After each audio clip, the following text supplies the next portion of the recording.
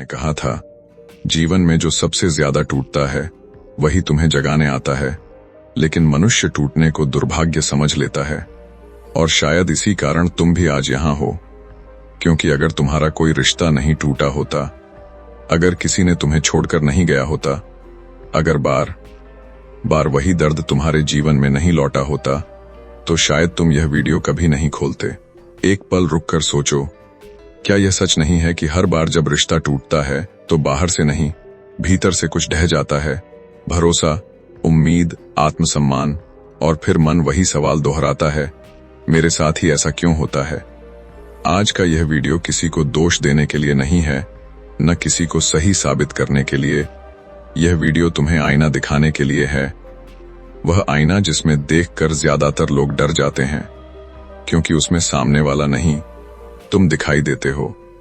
यहां तुम्हें मीठी बातें नहीं मिलेंगी, यहां तुम्हें वह सच मिलेगा जो पहले चुभेगा, फिर बदलेगा, और अगर तुम अंत तक बने रहे तो शायद तुम्हारा जीवन देखने का तरीका हमेशा के लिए बदल जाए। बुद्ध ने कभी नहीं कहा था कि दुख मत झेलो, उन्होंने कहा था, दुख को समझो, क्योंकि जो समझ लिया गया वह तुम्हें बांध नहीं सकता। और आज का यह वीडियो उसी समझ की ओर पहला कदम है। लेकिन सावधान, यह वीडियो तुम्हें असहज कर सकता है, यह तुम्हारे पुराने फैसलों पर सवाल उठा सकता है, यह तुम्हें यह सोचने पर मजबूर कर सकता है कि क्या सच में हर बार गलती सामने वाले की थी। और अगर तुम इस असहजता से भाग गए तो तुम वही रहोगे जो अब तक थे। अगर तुम उन लोगों में से हो जो बार बार टूटते हैं लेकिन फिर भी सच जानना चाहते हैं, अगर तुम चाहते हो कि रिश्ते बदलें उससे पहले तुम बदलो, तो इस वीडियो को अंत तक देखना, क्योंकि हर एक मिनट के बाद एक परत खुलेगी, और आखिरी परत वही होगी जहां ज्यादातर लोग पहुंच नहीं पाते। और हां, अगर यह विषय तुम्हारे भीतर कुछ हिला रहा है, अगर अभी भी तुम्हारे मन में कोई नाम, कोई चेहरा, कोई याद उभर रही है, तो समझ लेना कि यह वीडियो तुम्हारे लिए है। इस चैनल पर हम तुम्हें यह नहीं बताएंगे कि कैसे किसी को अपने साथ बांधो, हम तुम्हें यह दिखाएंगे कि कैसे बिना टूटे जुड़ा जाए। और अगर यह यात्रा तुम्हें मूल्यवान लगती है तो अभी इस वीडियो को लाइक कर दो, क्योंकि यह लाइक केवल एक बटन नहीं, यह संकेत है कि तुम सच से भाग नहीं रहे। इस वीडियो को शेयर करो उस व्यक्ति के साथ जो बार बार कहता है कि लोग बुरे हैं। शायद यह वीडियो उसे अपने भीतर झांकने का साहस दे दे। और कमेंट में केवल एक बात लिखो, क्या तुम सच जानने के लिए तैयार हो? क्योंकि जो लिखता है वही स्वीकार करता है। और अगर यह तुम्हें जगाने का साहस देता है। अब वीडियो शुरू होने वाला है, लेकिन याद रखना, यह केवल कहानी नहीं है, यह वही सवाल है जिससे तुम अब तक भागते आए हो। औतामा बुडर के समय की बात है, लेकिन यह कहानी समय की नहीं है। यह कहानी हर उस इंसान की है जो बार बार किसी रिश्ते में जाता है और हर बार टूटकर बाहर आता है। हर बार वह खुद से यही सवाल करता है कि गलती मेरी थी या सामने वाले की। हर बार वह कसम खाता है कि अब नहीं जुड़ूंगा, लेकिन फिर वही दर्द, वही उम्मीद, वही टूटन, वही खालीपन, और यही से कहानी शुरू होती है। बुद्ध एक नगर के बाहर पीपल के वृक्ष के नीचे बैठे थे। उनकी आंखें बंद थीं, पर उनके सामने बैठा युवक कांप रहा था। उसकी आवाज स्थिर नहीं थी, उसके शब्द टूट रहे थे। वह बोला, भंते, मेरे जीवन में कोई भी रिश्ता टिकता नहीं। माता पिता से दूरी, मित्र धोखा देते हैं, प्रेम में गया तो अपमान मिला, विवाह किया तो रोज युद्ध। मैं हर बार सच्चा था, फिर भी हर बार मैं ही टूटा। क्या मेरा भाग्य ही ऐसा है? बुद्ध ने आंखें नहीं खोली, उन्होंने तुरंत उत्तर नहीं दिया। यही पहला रहस्य था, क्योंकि जब कोई गुरु तुरंत उत्तर देता है तो वह ज्ञान नहीं देता, वह केवल सांत्वना देता है। और बुद्ध सांत्वना नहीं देते थे, वे जड़ पर वार करते थे। कुछ देर बाद बुद्ध बोले, तुम कहते हो रिश्ते टूटते हैं, क्या तुमने कभी यह देखा कि वे बनते कैसे हैं? युवक चुप रहा। बुद्ध ने कहा, टूटना बाद की घटना है, पहले बनने की प्रक्रिया को देखो। लेकिन मनुष्य हमेशा अंत को देखता है, शुरुआत को नहीं, और यही पहली भूल है। बुद्ध ने युवक से पूछा, जब तुम किसी से जुड़ते हो तो तुम क्या खोजते हो? युवक बोला, प्रेम, समझ, सुरक्षा, अपनापन। बुद्ध मुस्कुराए और बोले, नहीं, तुम स्वयं को खोजते हो, लेकिन सामने वाले के शरीर, शब्दों और व्यवहार में। और जब वह व्यक्ति तुम्हारे भीतर की खाली जगह नहीं भर पाता तो तुम कहते हो रिश्ता टूट गया। यह सुनते ही युवक के चेहरे पर हल्का सा झटका आया, क्योंकि पहली बार किसी ने कहा था कि समस्या बाहर नहीं, भीतर है। लेकिन मन तुरंत प्रतिरोध करता है। मन कहता है, नहीं, गलती उनकी थी, उन्होंने बदला, उन्होंने धोखा दिया, उन्होंने मुझे समझा नहीं। बुद्ध ने बहुत धीमे कहा, नदी में बहते जल को देखो, क्या वह हर पत्थर से लड़ता है? नहीं, वह बहता है, लेकिन मनुष्य नदी नहीं बनता, वह पत्थर बन जाता है।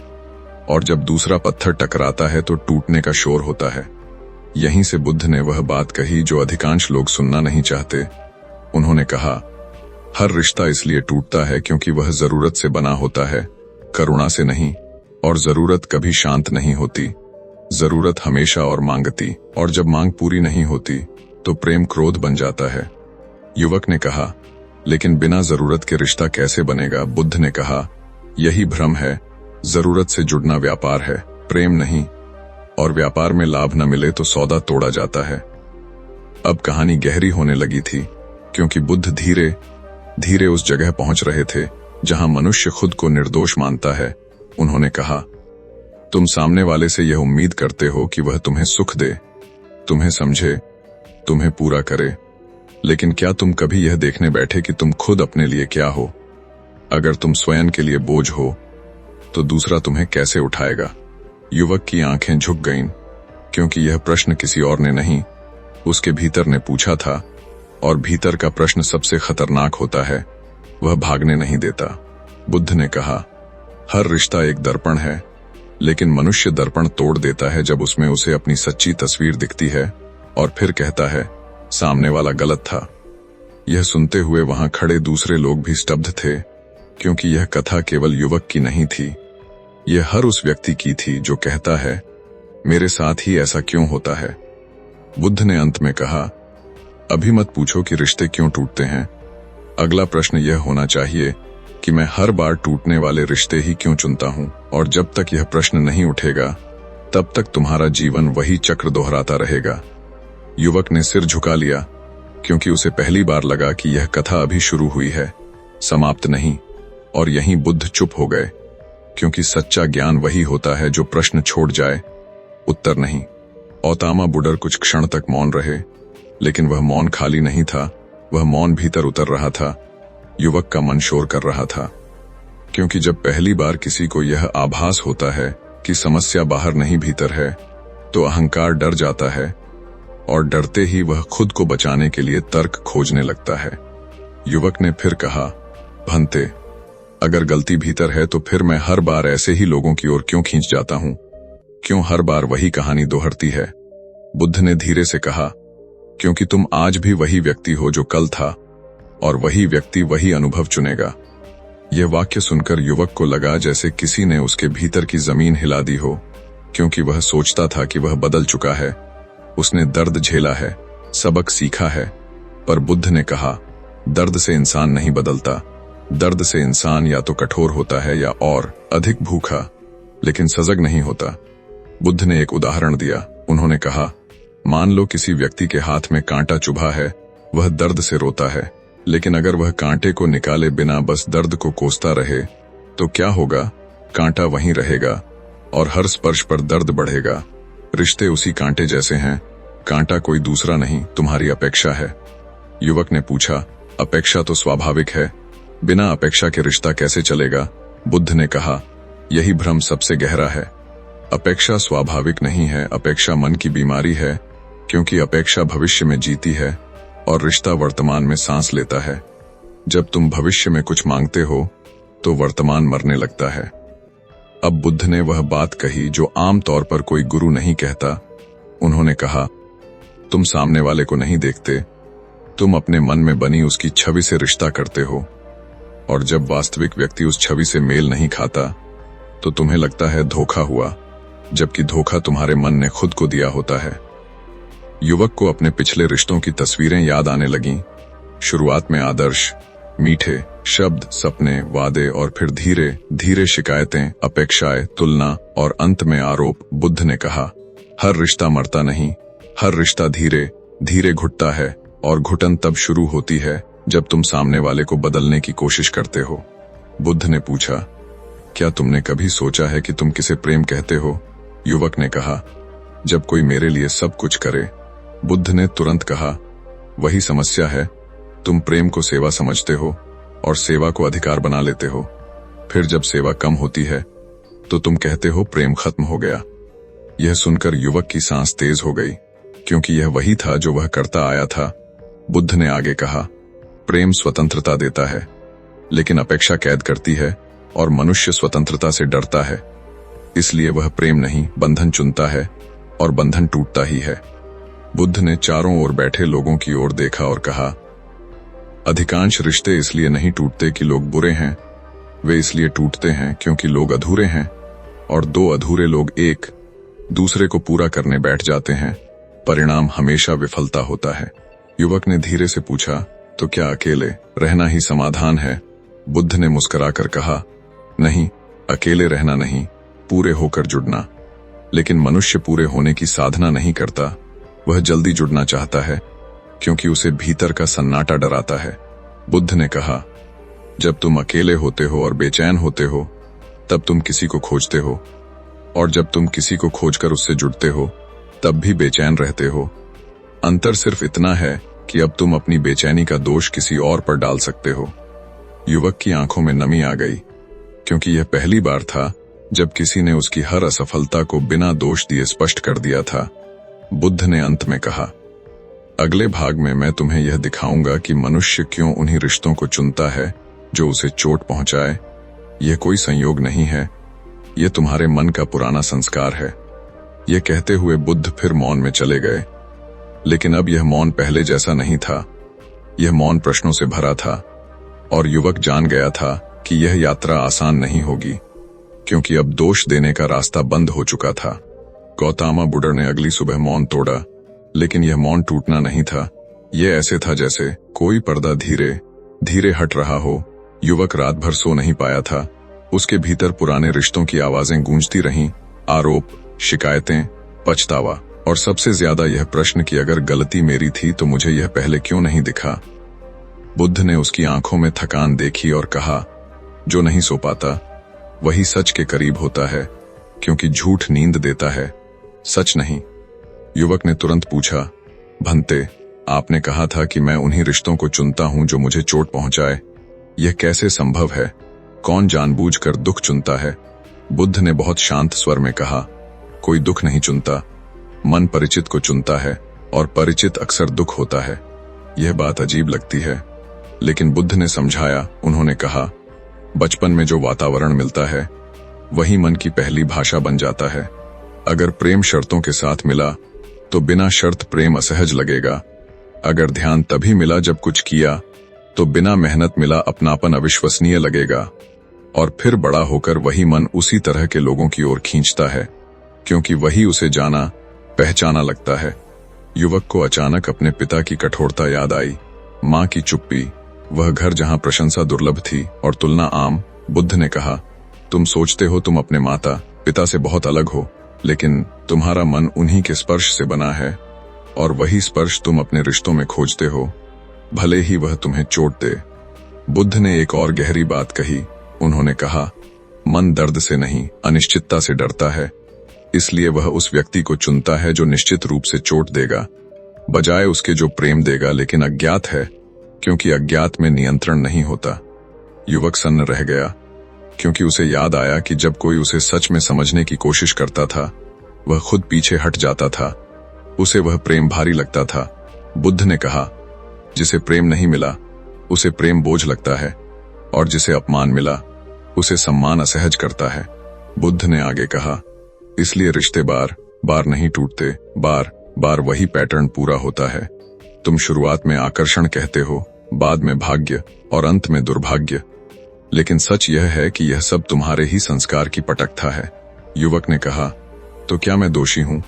बुद्ध ने तुरंत उत्तर दिया, दोषी नहीं, जिम्मेदार। दोष तुम्हें छोटा करता है, जिम्मेदारी तुम्हें मुक्त करती है, क्योंकि जिसे तुम बदल सकते हो उसी की जिम्मेदारी ली जाती है। बुद्ध ने एक गूढ़ उदाहरण दिया।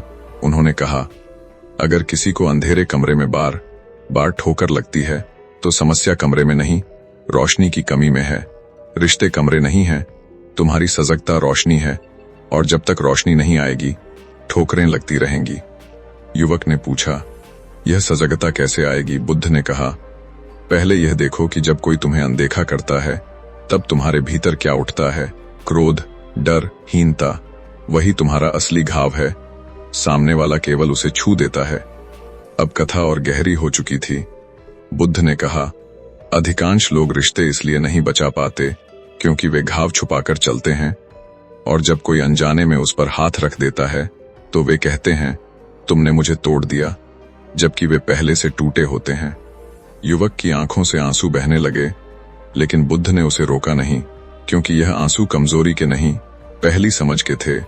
बुद्ध ने कहा, अगले भाग में मैं तुम्हें बताऊंगा कि प्रेम और आसक्ति में क्या अंतर है, और कैसे लोग आसक्ति को प्रेम समझकर जीवन भर पीड़ा पालते हैं। इतना कहकर बुद्ध फिर मौन हो गए, लेकिन अब यह मौन पहले से भारी था, क्योंकि यह मौन भीतर की दीवारों को हिला रहा था, और युवक समझ गया था कि यह यात्रा अब वापस नहीं मुड़ सकती। औतामा बुडर ने उस दिन एक पत्थर उठाया, उसे अपने हाथ में घुमाया और युवक से पूछा, अगर मैं इस पत्थर को बहुत कसकर पकड़ लूं तो क्या होगा? युवक ने कहा, हाथ दुखने लगेगा। बुद्ध ने पूछा, और अगर मैं इसे छोड़ दूं? युवक बोला, दर्द खत्म हो जाएगा। बुद्ध ने कहा, यही प्रेम और आसक्ति का अंतर है। प्रेम पकड़ता नहीं, आसक्ति जकड़ती है, और मनुष्य जकड़न को ही सुरक्षा समझ लेता है। युवक ने कहा, लेकिन बिना पकड़ के रिश्ता कैसे बचेगा? बुद्ध ने कहा, यही सबसे बड़ा भ्रम है। तुम जिसे पकड़ते हो वह पहले ही मर चुका होता है। जो जीवित है उसे पकड़ने की जरूरत नहीं होती, वह स्वयं ठहरता है। बुद्ध ने आगे कहा, आसक्ति डर से पैदा होती है, डर खोने का, डर अकेले होने का, डर बेकार हो जाने का, और जहां डर है वहां प्रेम नहीं टिकता, वहां केवल सौदे होते हैं, और सौदे टूटते ही हैं। युवक ने महसूस किया कि उसके हर रिश्ते में डर मौजूद था। डर कि सामने वाला बदल न जाए, डर कि वह छोड़ न दे, डर कि वह किसी और को चुन न ले। बुद्ध ने कहा, तुम प्रेम में नहीं थे, तुम सुरक्षा की तलाश में थे, और सुरक्षा कोई दूसरा इंसान नहीं दे सकता। बुद्ध ने एक और गहरी परत खोली। उन्होंने कहा, मनुष्य सामने वाले को नहीं चाहता, वह अपने भावों को स्थायी बनाना चाहता है। शुरुआत में जो आनंद मिलता है वही वह पकड़ कर रखना चाहता है, लेकिन आनंद भी बदलता है, और जब आनंद जाता है तो वह व्यक्ति को दोष देता है। युवक को याद आया कि उसने कितनी बार कहा था, तुम पहले जैसे नहीं रहे। बुद्ध ने कहा, कोई भी पहले जैसा नहीं रहता, परिवर्तन जीवन का नियम है, और जो परिवर्तन से लड़ता है वही टूटता है।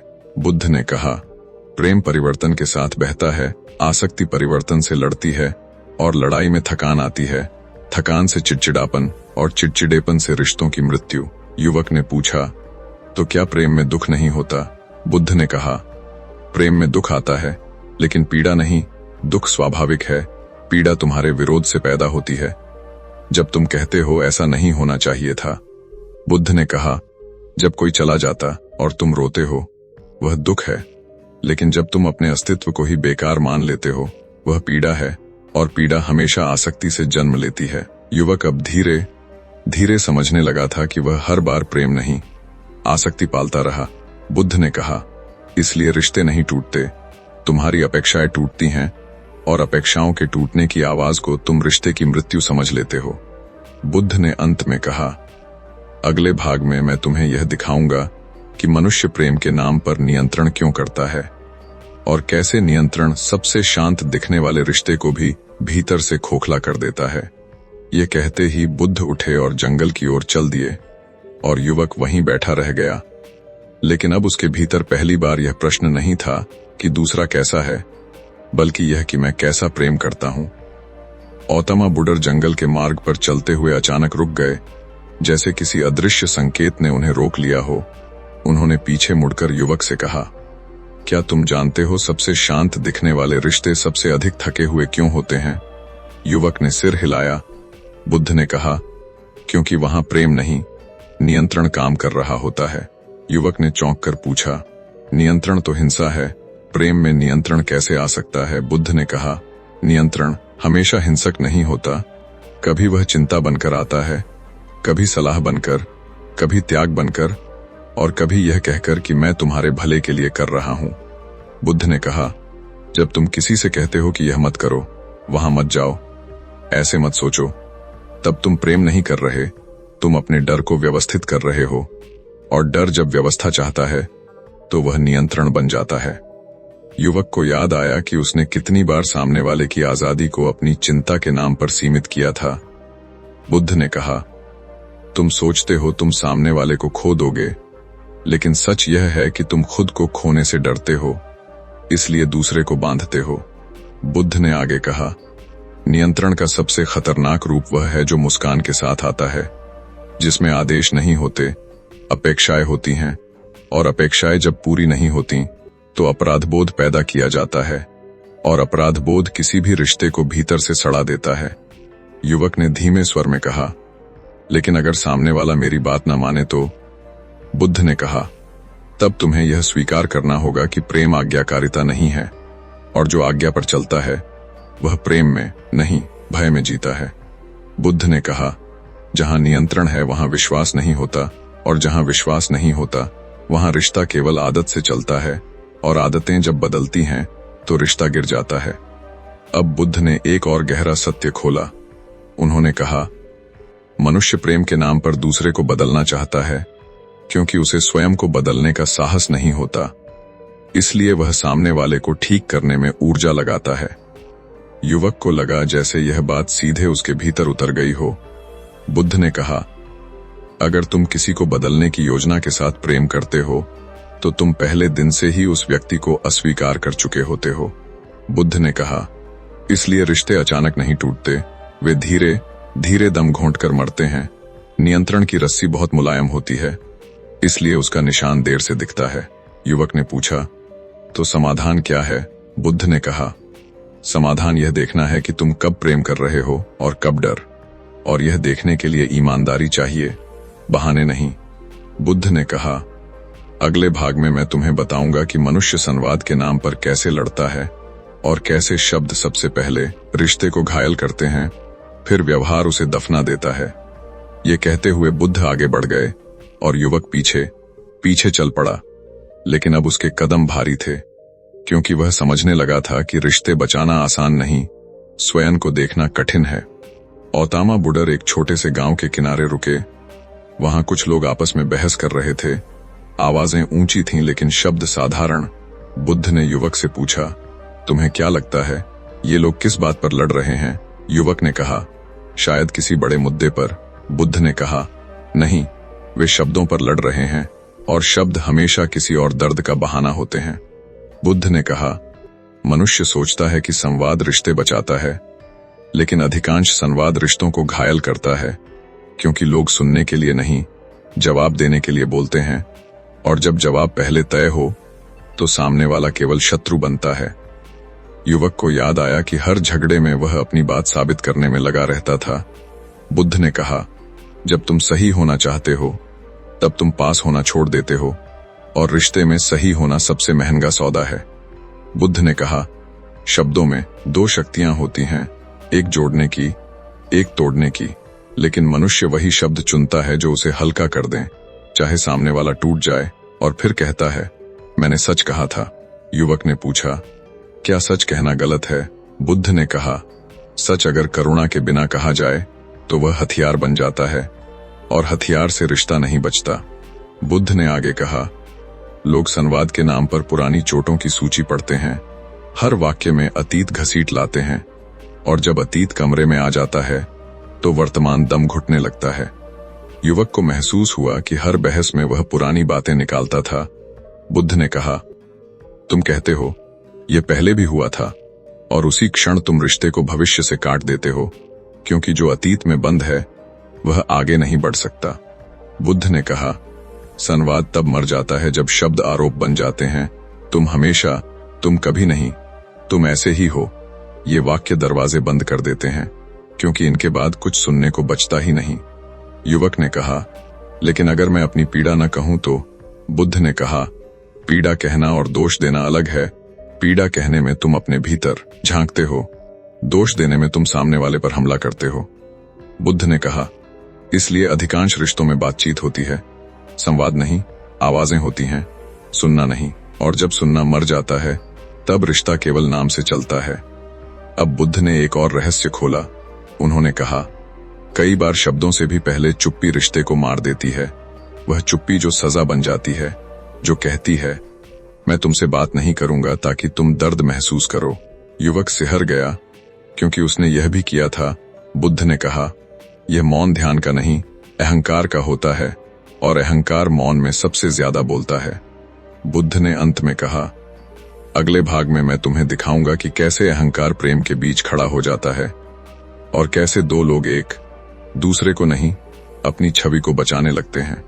यह कहते हुए बुद्ध आगे बढ़ गए और युवक जान गया कि अब समस्या केवल भावनाओं की नहीं, उसकी पहचान की है। गौतम बुद्ध एक सूखे तालाब के किनारे बैठ गए। पानी लगभग समाप्त था, कीचड़ दिख रहा था। बुद्ध ने युवक से पूछा, तुम्हें यह तालाब कैसा लगता है? युवक ने कहा, सूखा, बदसूरत, बेकार। बुद्ध ने कहा, लेकिन यही तालाब कभी भरा हुआ था, लोग यहाँ स्नान करते थे, पक्षी आते थे, जीवन था। फिर यह ऐसा क्यों हो गया? युवक बोला, पानी चला गया होगा। बुद्ध ने कहा, नहीं, पानी नहीं गया, पानी को आने से रोका गया, और यही अहंकार करता है।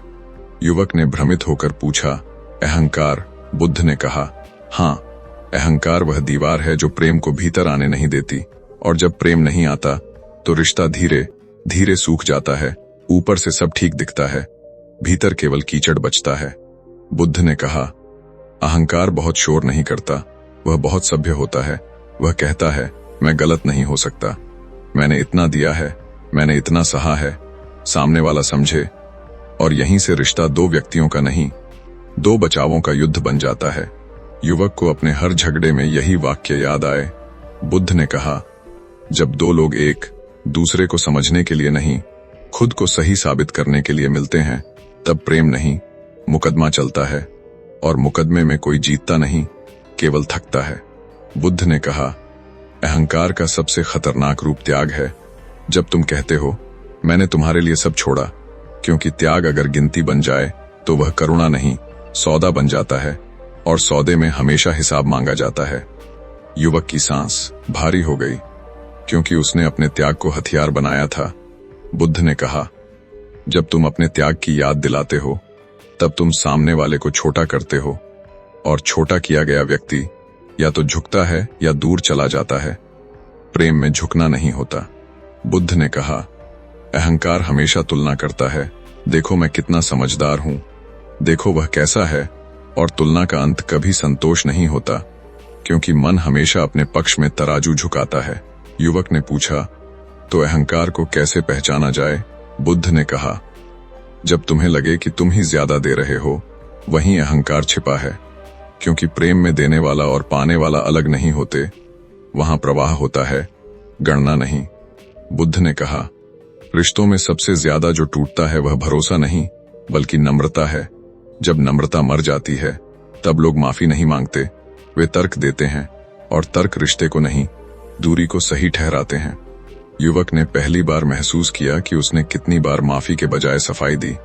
बुद्ध ने कहा, अहंकार सफाई देता है, प्रेम माफी मांगता है, भले ही गलती पूरी तरह उसकी न हो। बुद्ध ने कहा, इसलिए रिश्ते अचानक खत्म नहीं होते, वे तब मरते हैं जब दोनों यह मान लेते हैं कि बदलना सामने वाले की जिम्मेदारी है, और स्वयं स्थिर खड़े रहते हैं। अब बुद्ध की आवाज और गहरी हो गई। उन्होंने कहा, अगर तुम हर रिश्ते में खुद को पीड़ित मानते हो, तो यह सबसे पक्का संकेत है कि अहंकार तुम्हें चला रहा है, क्योंकि पीड़ित होना भी अहंकार का ही एक रूप है। युवक की आंखों से आंसू बहने लगे, लेकिन यह टूटने के आंसू नहीं थे, यह पहली बार अपने भीतर के झूठ को पहचानने के आंसू थे। बुद्ध ने कहा, अगले भाग में मैं तुम्हें बताऊंगा कि कैसे माफी क्षमा नहीं बल्कि बुद्धि है, और कैसे क्षमा के बिना कोई भी रिश्ता जीवित नहीं रह सकता। ये कहकर बुद्ध ने तालाब की मिट्टी पर हाथ रखा और कहा, जहां पानी रुकेगा वहां फिर जीवन आएगा, लेकिन पहले दीवारें गिरानी होंगी। गौतम बुद्ध ने युवक को पास बैठने का संकेत किया। शाम ढल रही थी, हवा ठंडी हो रही थी, लेकिन भीतर का ताप बढ़ रहा था। बुद्ध ने कहा, अब हम उस जगह पहुंचे हैं जहां अधिकांश लोग रुक जाते हैं, क्योंकि यहां सबसे कठिन शब्द आता है, क्षमा। युवक ने तुरंत कहा, भंते, मैंने कई बार माफ किया है, फिर भी रिश्ता नहीं बचा। बुद्ध ने सिर हिलाया और कहा, नहीं, तुमने छोड़ा है, माफ नहीं किया। युवक चौंक गया। बुद्ध ने कहा, छोड़ना और क्षमा एक जैसे नहीं है। छोड़ना थकान से आता है, क्षमा समझ से। छोड़ने में कड़वाहट बची रहती है, क्षमा में नहीं।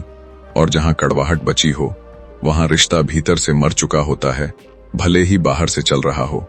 बुद्ध ने कहा, अधिकांश लोग क्षमा को दूसरे के लिए किया गया उपकार मानते हैं, इसलिए वे उसे बार बार याद दिलाते हैं।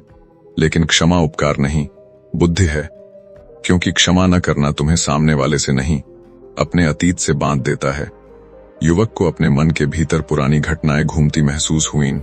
बुद्ध ने कहा, तुम कहते हो मैं भूल गया, लेकिन भूलना मन का काम नहीं, मन संग्रह करता है। क्षमा का अर्थ है उस संग्रह को पहचान कर उसे अब वर्तमान पर शासन न करने देना। बुद्ध ने एक बहुत गहरी बात कही। उन्होंने कहा, जब तुम क्षमा नहीं करते, तब तुम उस व्यक्ति को रोज अपने भीतर जिंदा रखते हो जिसने तुम्हें चोट पहुंचाई थी, और फिर कहते हो, मैं आगे बढ़ना चाहता हूं, लेकिन भीतर का कैदी तुम्हें आगे नहीं बढ़ने देता। युवक ने धीमे स्वर में कहा, लेकिन कुछ चोटें बहुत गहरी होती हैं। बुद्ध ने कहा, गहराई समस्या नहीं है, पकड़ समस्या है। जितना गहरा घाव, उतनी ही सजगता चाहिए, क्योंकि वही घाव तुम्हें तोड़ भी सकता है और जगा भी सकता है। बुद्ध ने कहा, क्षमा का अर्थ यह नहीं कि जो हुआ वह सही था।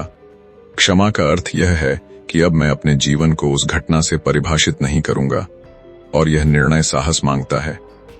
युवक को लगा जैसे उसके भीतर वर्षों से बंद कोई द्वार खुल रहा हो। बुद्ध ने कहा, रिश्ते इसलिए नहीं टूटते कि लोग बुरे हैं, वे इसलिए टूटते हैं क्योंकि लोग घाव लेकर नए रिश्तों में प्रवेश करते हैं और फिर नए व्यक्ति से पुराने खून का हिसाब मांगते हैं। बुद्ध ने कहा, जब तुम किसी नए व्यक्ति से मिलते हो, लेकिन पुराने डर के साथ, तो तुम सामने वाले को नहीं, अपने अतीत को देख रहे होते हो, और अतीत से रिश्ता कभी वर्तमान को जीवित नहीं रहने देता। युवक ने पूछा, तो क्या हर रिश्ता पहले ही असफल है? बुद्ध ने कहा, नहीं, हर रिश्ता एक अवसर है, लेकिन वही अवसर जो सजगता मांगता है। बिना सजगता के हर अवसर सजा बन जाता है। बुद्ध ने कहा, क्षमा के बिना प्रेम असंभव है, क्योंकि प्रेम मनुष्य से होता है और मनुष्य त्रुटिपूर्ण है। अगर तुम त्रुटि स्वीकार नहीं कर सकते तो तुम मनुष्य नहीं, कल्पना से प्रेम कर रहे हो। युवक की आंखें नम थीं, लेकिन चेहरे पर पहली बार हल्कापन था। बुद्ध ने कहा, अगले भाग में मैं तुम्हें वह अंतिम भ्रम दिखाऊंगा जो रिश्तों को तोड़ता है। यह भ्रम है स्थायित्व का, और जब यह टूटता है तब मनुष्य सबसे ज्यादा डरता है। यह कहते हुए बुद्ध ने सूर्य की ओर देखा, जो क्षितिज में डूब रहा था, और कहा, जो डूबना स्वीकार कर लेता है वही अगले सूर्योदय को शांति से देख पाता है।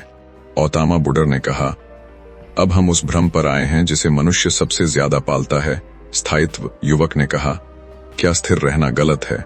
बुद्ध ने उत्तर दिया, स्थिर रहना नहीं, स्थायित्व की मांग करना, क्योंकि जीवन नदी है और नदी से स्थिर रहने की मांग करना हिंसा है। बुद्ध ने कहा, मनुष्य चाहता है कि भावना वही रहे, व्यक्ति वही रहे, व्यवहार वही रहे, लेकिन समय किसी से अनुमति नहीं लेता, और जब परिवर्तन आता है मनुष्य उसे विश्वासघात समझ लेता है। युवक को याद आया कि उसने कितनी बार कहा था, तुम बदल गए हो। बुद्ध ने कहा, बदलना अपराध नहीं, जड़ रहना मृत्यु है, और जो बदलता है वही जीवित है। बुद्ध ने कहा, स्थायित्व का भ्रम इसलिए पैदा होता है क्योंकि मन सुरक्षा चाहता है। वह चाहता है कि जो सुख मिला है वह हमेशा रहे, लेकिन सुख भी मौसम की तरह आता जाता है, और जो मौसम को पकड़ना चाहता है वह ठंड और गर्मी दोनों से लड़ता है। बुद्ध ने एक गहरी बात कही। उन्होंने कहा, जब तुम किसी से कहते हो हमेशा मेरे साथ रहना, तब तुम प्रेम नहीं, भविष्य पर अधिकार मांग रहे होते हो, और भविष्य किसी का नहीं होता। युवक ने पूछा, तो क्या प्रतिबद्धता व्यर्थ है? बुद्ध ने कहा, प्रतिबद्धता वर्तमान की होती है, भविष्य की नहीं। आज मैं तुम्हारे साथ सजग हूं, यही प्रतिबद्धता है। कल की गारंटी मांगना डर है। बुद्ध ने कहा, अधिकांश रिश्ते तब टूटते हैं जब एक व्यक्ति बदल जाता है और दूसरा उसे पुराने रूप में ही बांधे रखना चाहता है, और यहां से संघर्ष शुरू होता है। युवक को लगा जैसे यह बात उसके हर अनुभव पर फिट बैठती हो। बुद्ध ने कहा, तुम जिस दिन यह स्वीकार कर लोगे कि सामने वाला तुम्हारी तरह बदलने के लिए बाध्य नहीं है, उसी दिन प्रेम में शांति उतरने लगेगी। बुद्ध ने कहा, स्थायित्व की मांग के साथ एक और जहर आता है, स्वामित्व। तुम कहते हो वह मेरा है, वह मेरी है, और शब्दों का यह छोटा सा बदलाव पूरे रिश्ते को वस्तु बना देता है। युवक ने कहा, लेकिन अपनापन। बुद्ध ने कहा, अपनापन साझा करने से आता है, कब्जा करने से नहीं। जो अपना है उसे बंद नहीं किया जाता। बुद्ध ने कहा, स्वामित्व से डर पैदा होता है, डर से नियंत्रण, नियंत्रण से विद्रोह, और विद्रोह से दूरी, और फिर मनुष्य कहता है रिश्ता अचानक टूट गया। बुद्ध ने कहा, कुछ रिश्ते इसलिए भी टूटते हैं क्योंकि लोग भविष्य की कल्पना में इतना जीते हैं कि वर्तमान में जीना भूल जाते हैं। वे सोचते रहते हैं, अगर ऐसा हुआ तो, अगर वैसा हुआ तो, और इस अगर में आज मर जाता है। युवक ने महसूस किया कि वह भी भविष्य के डर से वर्तमान को कसकर पकड़ता था। बुद्ध ने कहा, प्रेम केवल अभी में होता है, भविष्य में केवल योजना होती है, और योजना से प्रेम नहीं चलता। बुद्ध ने कहा, इसलिए स्थायित्व की इच्छा छोड़ो, प्रवाह सीखो। जो आए उसका स्वागत, जो जाए उसका सम्मान, क्योंकि जो जबरन रोका गया है वह भीतर से पहले ही जा चुका होता है। युवक की आंखें शांत थीं। बुद्ध ने कहा, अगले भाग में मैं तुम्हें यह दिखाऊंगा कि जब यह सब समझ लिया जाए तब सही रिश्ता कैसा होता है, और कैसे बिना टूटे भी दो लोग अलग अलग पूर्ण रह सकते हैं। यह कहते हुए बुद्ध खड़े हो गए, और युवक को पहली बार लगा कि टूटने का डर कम हो गया है, क्योंकि अब उसे बहने का अर्थ समझ आने लगा था। गौतम बुद्ध ने अंतिम दिन प्रस्थान से पहले युवक को अपने पास बुलाया। सूरज अभी पूरी तरह निकला नहीं था, वातावरण शांत था, लेकिन यह वही शांति नहीं थी जो पहले दिन थी। अब यह शांति खाली नहीं थी, यह समझ से भरी हुई थी। बुद्ध ने कहा, अब मैं तुम्हें वह दिखाऊंगा जिसे जान लेने के बाद रिश्ता टूटे या जुड़े, तुम भीतर से स्थिर रहोगे।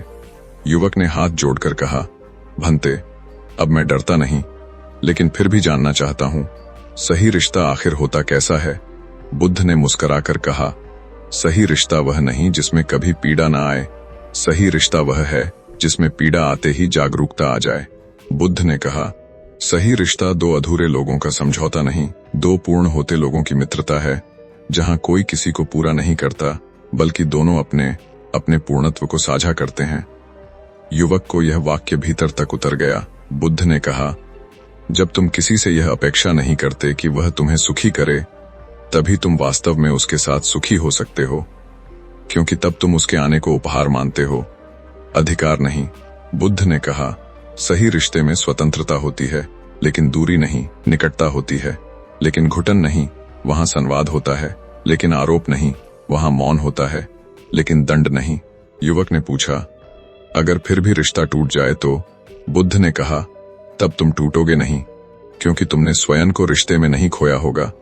तुम दुखी हो सकते हो, लेकिन बिखरे नहीं, क्योंकि तुम जानते हो कि जो गया वह अनुभव था, अस्तित्व नहीं।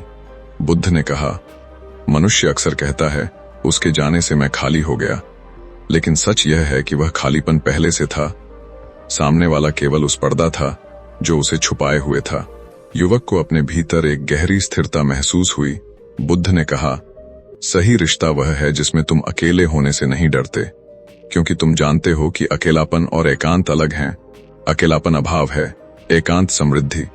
बुद्ध ने कहा, जब तुम एकांत में सहज हो जाते हो, तभी तुम किसी के साथ सहज हो सकते हो। उससे पहले हर रिश्ता केवल डर से बना पुल होता है।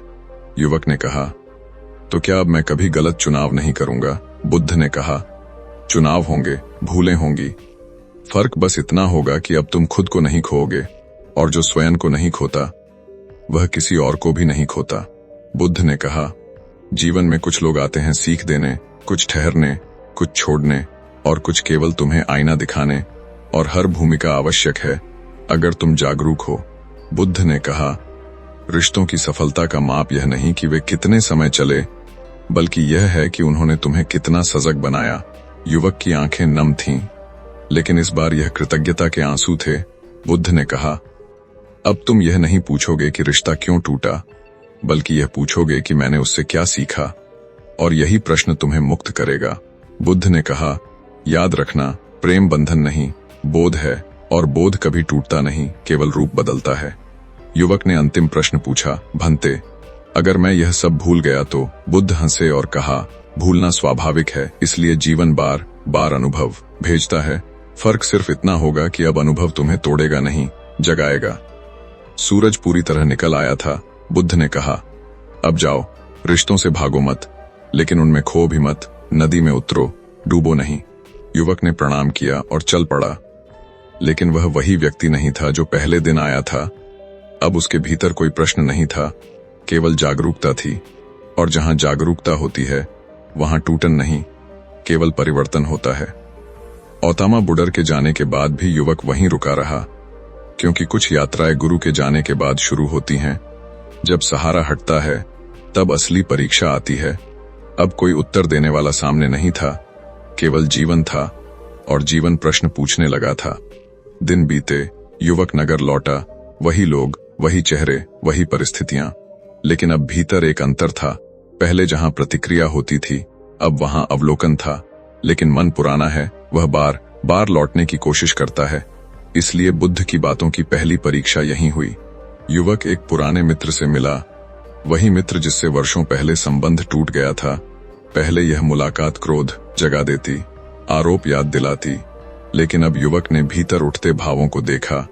उसने देखा कि कैसे मन तुरंत कहानी बनाना चाहता है, दोष ढूंढना चाहता है, स्वयं को सही साबित करना चाहता है। और उसी क्षण उसे बुद्ध की बात याद आई कि सजगता का अर्थ भावनाओं का न होना नहीं, उनके साथ न बहना है। उसने कुछ नहीं कहा, केवल सुना। और पहली बार उसे यह समझ आया कि सामने वाला भी अपने ही घावों से बोल रहा है। और यहीं से एक गहरा सत्य खुला, अधिकांश लोग जानबूझकर चोट नहीं देते, वे अपने दर्द से प्रतिक्रिया करते हैं। और जब दो दर्द आपस में टकराते हैं तो उसे रिश्ता कहा जाता है। युवक ने देखा कि अगर वह पुराने ढंग से प्रतिक्रिया करता तो वही चक्र फिर शुरू हो जाता, वही बहस, वही दूरी, वही टूटन। लेकिन इस बार चक्र टूटा, क्योंकि एक व्यक्ति बदल गया था, और चक्र टूटने के लिए एक का बदलना पर्याप्त होता है। धीरे धीरे युवक ने यह भी देखा कि हर रिश्ता बचाने के लिए नहीं होता। कुछ रिश्ते केवल यह दिखाने आते हैं कि तुम अब क्या नहीं हो, और जब यह स्पष्ट हो जाए तो उनका चले जाना भी हिंसा नहीं रहता। उसने यह भी अनुभव किया कि जब वह किसी से जुड़ता है लेकिन भीतर यह अपेक्षा नहीं रखता कि यह रिश्ता मुझे सुख देगा, तब आश्चर्यजनक रूप से सुख अपने आप आता है, क्योंकि अब वह मांग नहीं, साझा कर रहा था। एक दिन वह प्रेम में भी पड़ा, लेकिन यह प्रेम पहले जैसा नहीं था। इसमें घबराहट नहीं थी, खोने का डर नहीं था, तुलना नहीं थी, अधिकार नहीं था। और सबसे अजीब बात यह थी कि वह प्रेम के बावजूद अकेले होने में सहज था। और यही वह बिंदु था जहां बुद्ध की अंतिम शिक्षा जीवित हो उठी। उसने देखा कि अब बहसें भी होती हैं, मतभेद भी होते हैं, लेकिन वे पहचान पर हमला नहीं करते, वे केवल विचारों तक सीमित रहते हैं। और जब पहचान सुरक्षित रहती है तो रिश्ता टूटता नहीं, वह बस रूप बदलता है। युवक ने यह भी जाना कि सबसे खतरनाक रिश्ता वह नहीं जो टूट जाए, बल्कि वह है जो भीतर से मर जाए और फिर भी आदत के नाम पर चलता रहे, क्योंकि वहां आत्मा धीरे धीरे घुटती है। अब वह दूसरों को उपदेश नहीं देता था, क्योंकि उसने समझ लिया था कि ज्ञान बताया नहीं जाता, जिया जाता है, और जो जीता है वही बिना बोले सिखा देता है। लोग उससे पूछने लगे, तुम्हारे रिश्ते अब इतने शांत कैसे हैं? वह मुस्करा देता, क्योंकि वह जानता था कि उत्तर शब्दों में नहीं, स्थिति में है। एक रात वह फिर उसी पीपल के वृक्ष के नीचे गया जहां कभी बुद्ध बैठे थे। वृक्ष वही था, काश वही था, लेकिन अब देखने वाला बदल चुका था। और उसे पहली बार यह स्पष्ट दिखा कि बुद्ध ने कभी रिश्तों को ठीक करने की बात नहीं की थी, उन्होंने देखने वाले को ठीक करने की बात की थी। उसे यह भी समझ आया कि रिश्ते जीवन का केंद्र नहीं, दर्पण है, और दर्पण का काम तुम्हें सजाना नहीं, दिखाना है। युवक ने अंत में यह सत्य जाना कि बार बार रिश्ते इसलिए नहीं टूटते कि लोग साथ नहीं निभाते, बल्कि इसलिए टूटते हैं क्योंकि लोग खुद के साथ रहना नहीं जानते, और जो स्वयं के साथ असहज है वह किसी और के साथ स्थिर नहीं रह सकता। अब अगर कोई रिश्ता टूटता भी है तो वह उसे विफलता नहीं मानता, वह उसे पूर्ण चक्र मानता है, क्योंकि हर रिश्ता या तो साथ देता है या दृष्टि, और दोनों ही मूल्यवान हैं। यहीं पर कहानी सच में समाप्त होती है। क्योंकि अब यह कहानी किसी एक युवक की नहीं, हर उस व्यक्ति की है जो इसे सुन रहा है।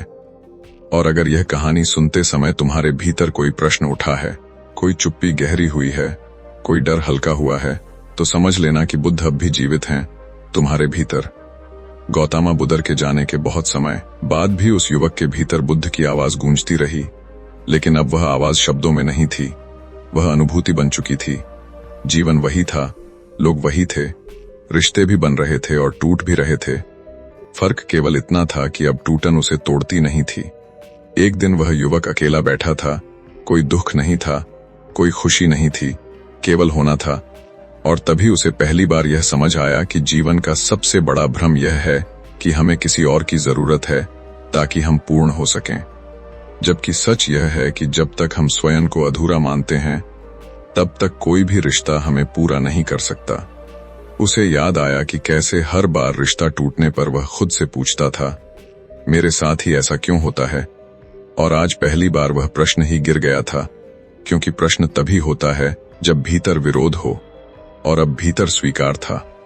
उसने देखा कि पहले वह प्रेम में प्रवेश करता था उम्मीद के साथ, और उम्मीद धीरे धीरे अधिकार बन जाती थी। अधिकार डर में बदलता था, डर नियंत्रण में, और नियंत्रण अंत में दूरी पैदा करता था। और आज वह प्रेम में प्रवेश करता था खाली हाथ, बिना मांग, बिना भविष्य, बिना डर। उसे यह भी दिखा कि जब वह किसी से जुड़ता है लेकिन स्वयं को खो नहीं देता, तब जुड़ाव बोझ नहीं बनता, और जब जुड़ाव बोझ नहीं बनता तब दूरी भी शत्रु नहीं रहती। एक रात उसने सपने में बुद्ध को नहीं देखा, बल्कि स्वयं को देखा, शांत, स्थिर, बिना शिकायत। और यही सपना उसकी जागृति बन गया, क्योंकि बुद्ध कभी बाहर नहीं थे, वे तो उस दृष्टि का नाम थे जो अब जाग चुकी थी। उसने यह भी जाना कि रिश्ते इसलिए नहीं टूटते कि लोग गलत होते हैं, वे इसलिए टूटते हैं क्योंकि लोग जागे बिना जुड़ते हैं, और अंधेरे में जुड़े हाथ अक्सर गलत दिशा में खींचते हैं। अब अगर कोई उसके जीवन में आता तो वह उसे थामता नहीं था, वह उसका स्वागत करता था। और अगर कोई जाता तो वह उसे रोकता नहीं था, वह उसका सम्मान करता था, क्योंकि उसने समझ लिया था कि जो जबरन रोका गया है वह प्रेम नहीं, भय है। उसे यह भी स्पष्ट हो गया कि स्थायी वही है जो बदलने को तैयार है, और जो बदलने से डरता है वही टूटता है, चाहे रिश्ता हो या पहचान। अब जब वह पीछे मुड़कर देखता तो उसे कोई असफल रिश्ता नहीं दिखता, केवल शिक्षक दिखते।